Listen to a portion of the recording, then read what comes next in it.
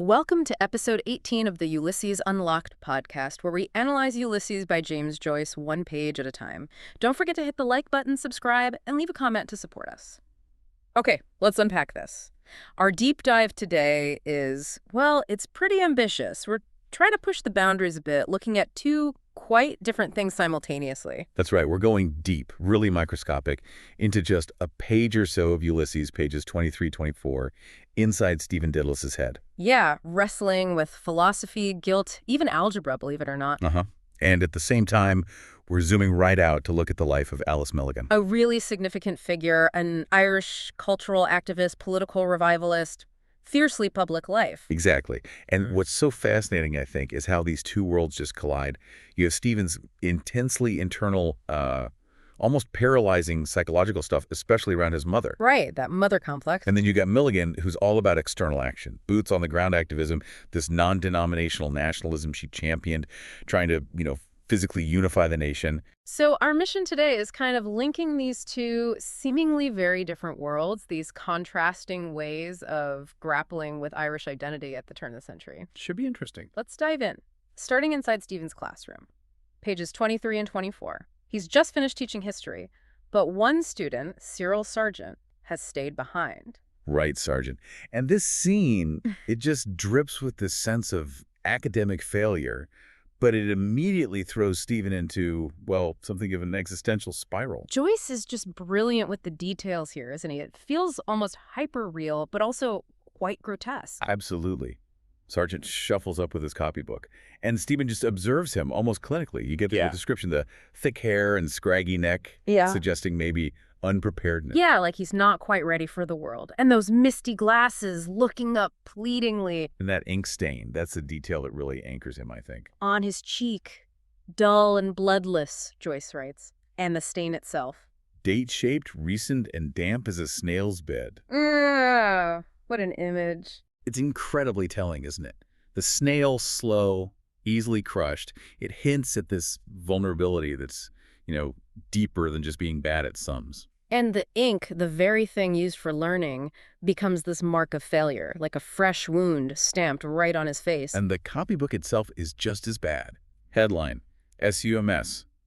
But the figures are all sloping, the signature's crooked, there's a blot. Cyril Sargent. His name and seal. It confirms who he is, but everything about it just screams defeat. And the root of the problem, as Stephen finds out, it's systemic failure. Really? It's not just that Sargent can't do the sums. It's that Mr. Deasy, the headmaster, just called him to copy the answers off the board. Right. No understanding required. Just mimicry.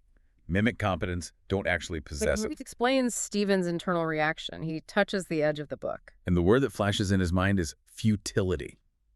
Just that single powerful word. So Sargent admits it too. No, sir. He couldn't do it himself. And this tiny interaction, as the sources point out, it's Joyce using this mundane classroom moment to question bigger things, like authority and identity. Stephen's rejecting Deasy's authority implicitly. And Sargent's identity is sealed, literally, by his failure. But then Stephen has this flash of judgment, calls him ugly and futile internally. But it vanishes almost instantly, doesn't it? Replaced by this wave of empathy. A really deep empathy. Yeah. And it's all focused on Sargent's mother. He thinks, but for her, the race of the world would have trampled him underfoot, a squashed, boneless snail. That snail again. And the mother's the only thing protecting him from the world, from being crushed. It's not just a random metaphor either, is it? No, the sources suggest a link to Thomas Hardy's The Dynasts. Right, that epic poem, where the fellow rim of the armies, the wheels of war, crush an insignificant snail. Napoleonic Wars, huge destructive forces. So Joyce might be connecting Sargent's classroom failure, this institutional pressure, to the bigger political machinery. The systems that send young men off to be crushed. Maybe even hinting at the Great War looming. The school as a kind of preparation for that fate. Grim stuff. It is. And in this kind of violent, crushing world, Stephen starts to think that maybe the only real thing, the only buffer, is motherly love. He wonders, she had loved his weak, watery blood drained from her own. Was that then real? The only true thing in life? And that question, that's the springboard into one of the most famous lines in the book. Amor Matris, subjective and objective genitive. Ah, yes. Stephen the intellectual using Latin grammar to dissect this incredibly deep, visceral human bond. Why Latin, though? It feels so detached, so clinical for something like A Mother's Love. Well, that's probably the point, isn't it? Latin gives him that distance. It allows him to analyze it, intellectualize it, rather than just, feel overwhelmed by it. Okay, so break it down for us. The subjective genitive first. Amor Matris, literally the love of the mother. The mother is the subject. She's the one doing the loving. That protective, physical, maybe even sacrificial love. It comes from that deep physical bond, the weak blood and way-sour milk she gave. Okay, the mother loving the child, got it. But then you flip it. The objective genitive. So the mother becomes the object of the love. Exactly. Love for the mother, the child loving the mother. And that's where it hits Stephen. That's the trap. Because thinking about love for a mother immediately brings up his own mother. Instantly. His own mother, no more. And all the guilt tied up with her death, his apostasy. That refusal to pray at her deathbed, he's haunted by it. Absolutely haunted. And the sources suggest he tries to deflect that crushing guilt almost immediately by identifying with someone else, a figure of radical religious independence. Saint Columbanus. Right. The famous 6th century Irish monk. A scholar known for his, impetuous passion. He took Christianity across Europe. And Stephen focuses on one particular, maybe convenient detail. The fact that Columbanus left Ireland against his mother's wishes. Apparently he literally strode across her prostrate body, lying in the doorway trying to stop him. All in holy zeal. So Stephen sees himself in that, bringing away from his mother's pleas for the sake of some higher calling. He tries to, yes. But it's a shaky comparison, isn't it? Columbanus was driven by, holy dedication to spread the faith. Stephen's motive is different. It's intellectual rebellion, artistic freedom, rejecting tradition and piety. Exactly. He's trying to elevate his own injurious independence, as Joyce calls it, to the level of a saint's mission. But deep down, I think he knows it doesn't quite fit. He even admits he cuts a poor figure compared to Columbanus. Right. Columbanus was action, zeal. Stephen is thought, words, guilt, haunted by the very bond he tried to break. And that guilt, it's not just abstract. It comes back through these really vivid sensory details. Oh, absolutely. That memory of his mother's death just keeps resurfacing. Here it's the trembling skeleton of a twig burnt in the fire, an odor of rosewood and wetted ashes. That phrase itself has a history, doesn't it? Joyce kept working on it. He did. It's a prime example of his method, constantly revising, searching for an ideal shape for this core trauma. The sources trace it back to a 1908 notebook. Originally, it was about the mother's body in loose brown habit, smelling of wax and rosewood. And he refines it across Ulysses. The grave clothes become the twig. The smell becomes wetted ashes. It shows how inescapable the trauma is.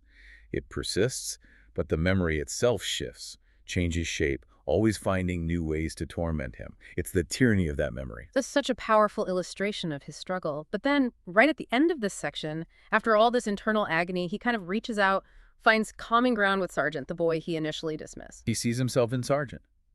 Like him was I, he thinks. He notices the physical resemblance, these sloping shoulders, this gracelessness. He realizes their difference is maybe just one of degree. Stephen has found the words for his rebellion while Sargent is still stuck, silently struggling. But they both carry secrets. That's the connection. Silent, stony secrets weary of their tyranny, he thinks, hidden in the dark palaces of both our hearts. Secrets wanting to be dethroned. It's a moment of shared humanity, isn't it? This recognition that oppression, whether intellectual or just the daily grind, links them. A really powerful conclusion to that internal section. Okay, so from those dark palaces of guilt, we shift to algebra, which seems like a leap, but Stephen's mind makes it visual, almost artistic. Right, he solves Sargent's simple problem, and suddenly the abstract symbols become playful. He sees them moving in grave Morris. A Morris dance, like a folk dance. Yeah, and the symbols are wearing quaint caps of squares and cubes. That's classic Joyce, isn't it? Weaving these unexpected threads together. The Morris dance, sometimes linked to the Moors. And algebra itself, the word comes from Arabic, al-jabr, also linked to Moorish culture. So he connects them, dance and math, through this shared non-Christian, non-European origin. Precisely. Hence the IMSA fancy of the Moors.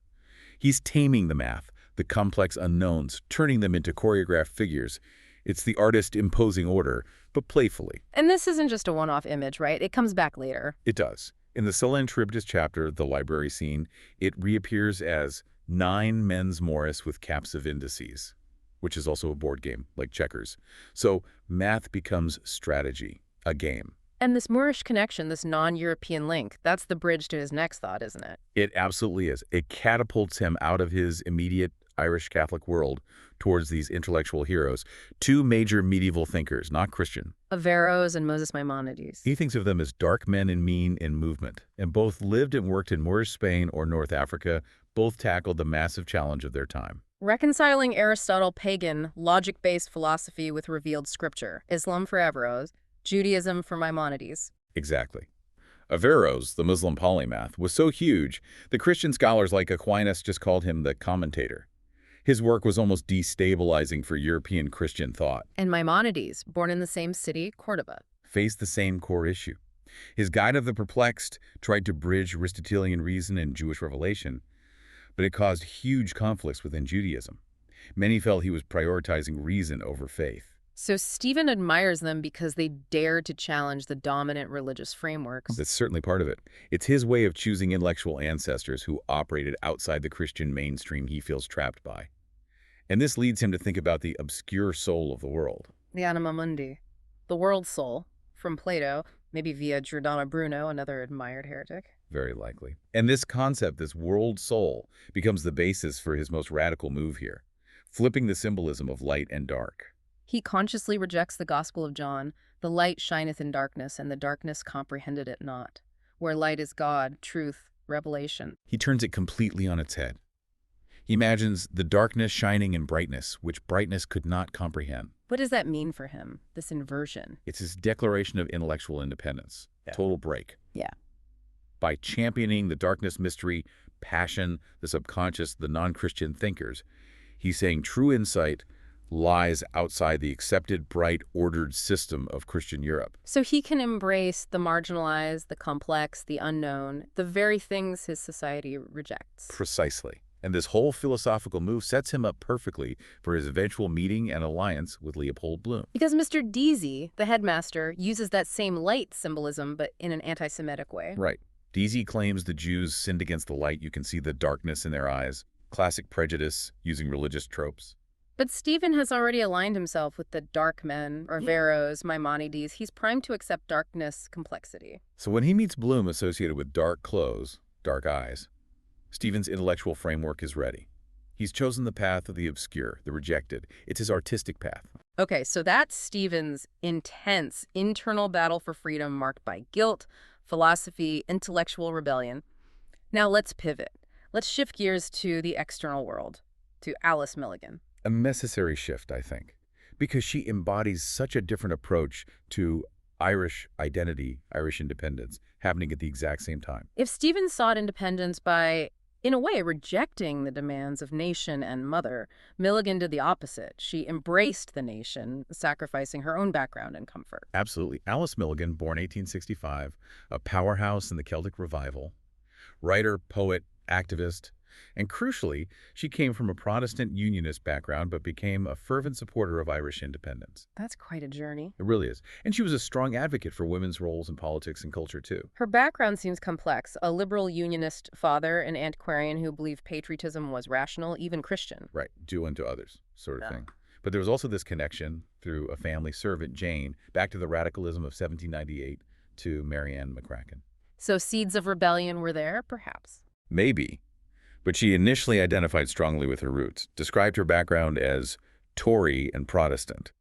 The big change, her sea change as she called it, happened quite suddenly in 1891. She turned into a Parnellite. Yes. Fascinated by Charles Stewart Parnell and his vision of non-denominational nationalism, that was a major break with her community. And she threw herself into it, didn't she? Art, activism. Immediately. Her early novel, A Royal Democrat, even imagined a future Ireland after Home Rule failed. But she quickly moved beyond just fiction. Her work with the Gaelic League was tireless. Even though her own spoken Irish wasn't perfect, Patrick Pearse apparently criticized her fluency. He did. But she was incredibly effective anyway, especially as a traveling lecturer from 1904 onwards. She wasn't using dense philosophical arguments like Stephen. She used popular visual methods. The tableau vivants, living pictures. Exactly. Costume scenes from Irish history and myth. Yeah. Hugely effective, especially in rural areas, making nationalism accessible, visual, immediate. That's such a contrast to Stephen's dense internal world. Milligan's approach was outward-facing, populist. Completely. And her strategic goal was always unification. She made a point of setting up Gaelic League branches in Ulster, specifically targeting Protestants, trying to bridge that sectarian divide. She worked with people like Roger Casement on that.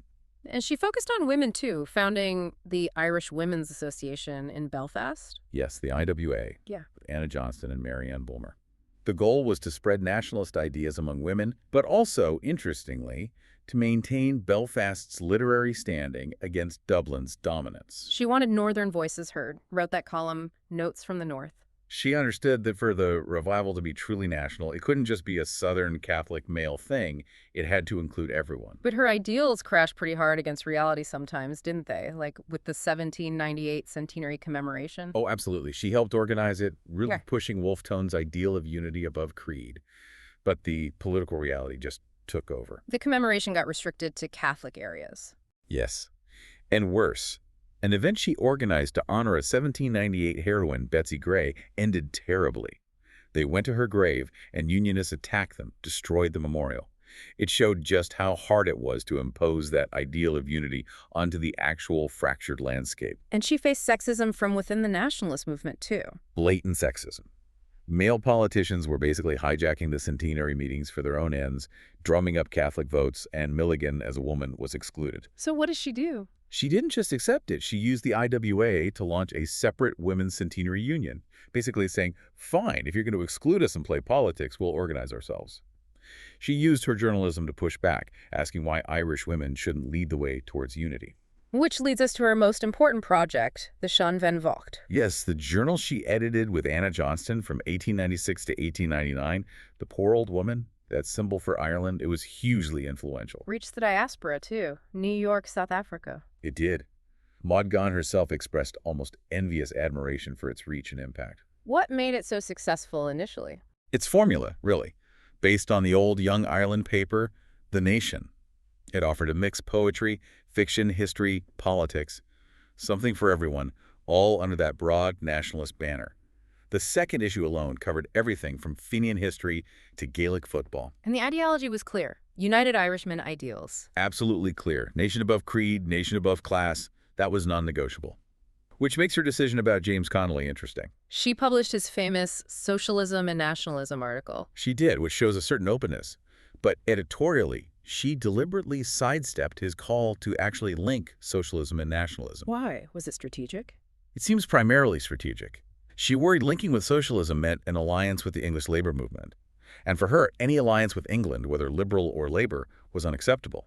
Freedom had to be won solely at home. So national unity first, above all else. Exactly. Her own stories often featured these across-the-divide romances, reinforcing that vision. Unity transcends everything else. But that vision, that unity, proved hard to sustain in practice. The journal failed financially, didn't it? It did. Despite the praise, despite its cultural impact, it just couldn't get enough financial backing. In 1899, they had to pass the subscription list to Arthur Griffith's new paper, The United Irishmen. The forerunner of Sinn Féin. Right. And the failure of the Shan Van Vocht is quite telling. It suggests that this kind of idealistic, non-sectarian, female-led nationalism, while powerful culturally, just wasn't financially viable in the political climate then. It paved the way for Griffith's more focused, arguably more hard-nosed, male-dominated movement. Beyond journalism, Milligan was also a key figure in early Irish theater, wasn't she? Very much so, performing plays even before the Abbey Theatre existed. Thomas MacDonagh called her the most Irish of living poets and therefore the best. High praise, comparing her to Thomas Davis. Her play, The Last Feast of the Fianna, sounds significant. Staged in 1900 by the Irish Literary Theatre. It was. Based on the Oisin legend, presented as national drama. Used music, aimed for these moments of picturesque stillness, and incredibly, John O'Leary, the old Fenian leader, actually appeared on stage in one performance. Wow, talk about linking past and present. Imagine the impact. One reviewer even called her approach the proper road for national drama. But the big names weren't impressed. Yeats, Lady Gregory. Not really. Yeats was lukewarm, thought it just touched the heart. Lady Gregory was harsher, found the language intolerable, the staging tawdry. Why the disconnect? Because Milligan's art was fundamentally political, populist. Yeats and Gregory were aiming for something different, perhaps more literary, more aesthetic. Milligan made no apologies, though. She said Irish art couldn't exist in some quiet paradise apart. Exactly. It had to exist within the noisy field of political warfare. Yeah. She consciously chose political impact over, maybe, literary refinement. And she stuck to that commitment through thick and thin, supported the 1916 Rising, Sinn Féin in 1918. Campaigned for women candidates in Belfast. But that dedication came at a huge personal cost in the end. She had to flee Dublin in 1921. Yes. Her brother, who'd been a British officer, got a quit or be shot notice from Republicans. She had to abandon everything, her bookshop, her belongings, forced out by the very movement she'd spent decades supporting. And her later life in Northern Ireland wasn't easy either. No. Poverty, police surveillance. She called herself an interned prisoner. Mail intercepted, constantly monitored because of her past. And even her own family, her unionist relatives. They were disinclined to give her a helping hand. Her lifelong commitment to Irish independence had alienated her completely from her own background. So she died in poverty, isolated, a tragic end for someone who gave so much. It really was. She chose her vision of Ireland above everything: community, comfort, safety. So let's try and bring these two threads back together. Stephen Dedalus and Alice Milligan, two very different paths towards independence. Stephen's is internal, intellectual, wrestling with guilt, using philosophy, embracing the darkness, the marginalized thinkers, the complex ideas as his way out. His freedom comes from rejecting demands. Family, religion, nation, identifying with Averroës, Maimonides, Bruno, using complexity as a shield, maybe. Possibly. While Milligan's path is all external action, laboring to create a unified tradition through accessible art, journalism, activism, trying to bridge divides Protestant, Catholic, North-South. Sacrificing the literary for the political, you could say. And here's where it gets really interesting, I think. Stephen chooses his injurious independence, like Columbanus, to pursue his art. He suffers internally, profoundly, but that suffering fuels his work. Milligan chooses political engagement. She throws herself into the noisy field, sacrificing her background, her comfort, her financial security, ending up isolated and poor. She loses everything material for her national vision. So the final question, maybe, for you listening is this. Which form of independence demanded the greater price? Stephen's intellectual break, his artistic isolation, or Milligan's political commitment, her material sacrifice? And which path, ultimately, had the bigger impact on the Ireland that followed? That's definitely something to think about. Two extraordinary, complex figures wrestling with what it meant to be Irish and free in their time.